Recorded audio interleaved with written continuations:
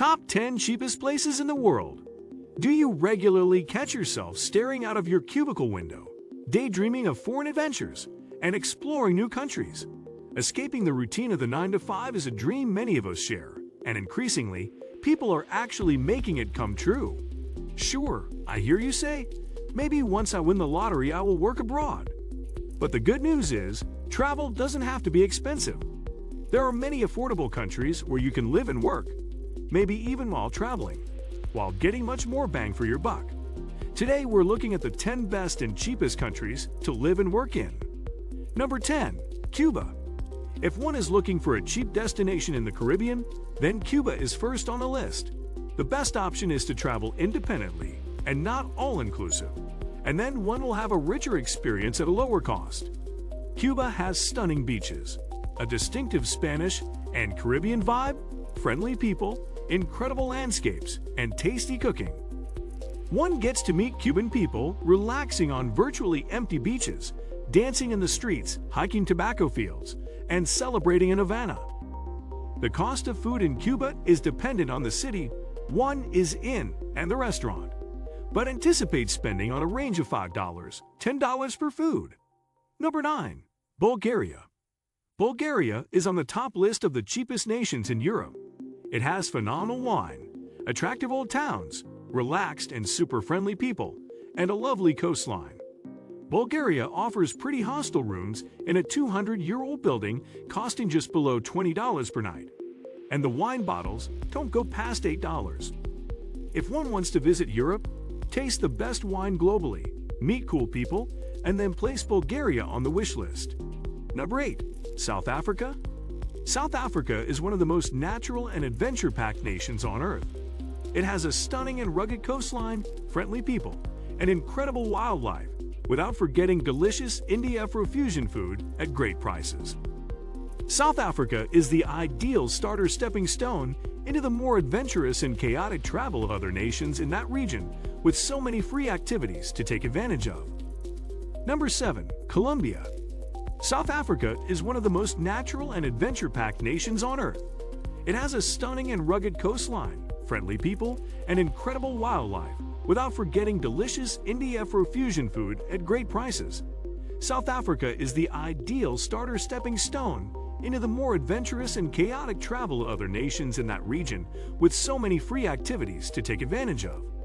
Number 6. Indonesia. Indonesia offers globe-fast class surfing, white sandy beaches, top-tier scuba diving in the world, and some of the prettiest rice paddy scenery and jungle.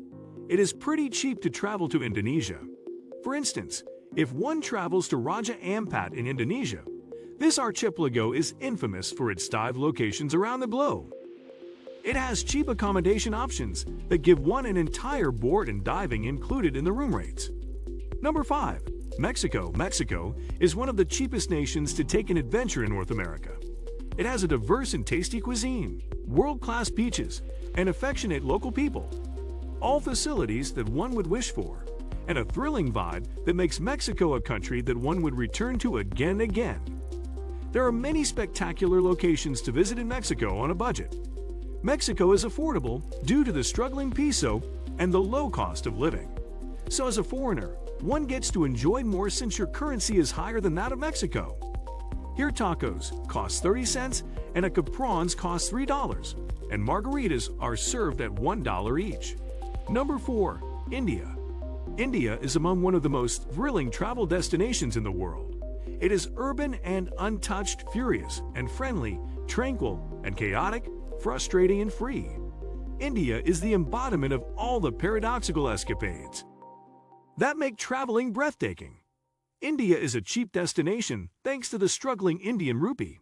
It is the best location to visit when one wants to stretch their euros, dollars, or pounds. With 20 cents, one can buy a pile of purest, fluffy fried bread and 2 curries without forgetting that their meals are sumptuous. Number 3. Turkey. Turkey attracts thousands of tourists because of Istanbul, one of the most exciting and glamorous cities in the world.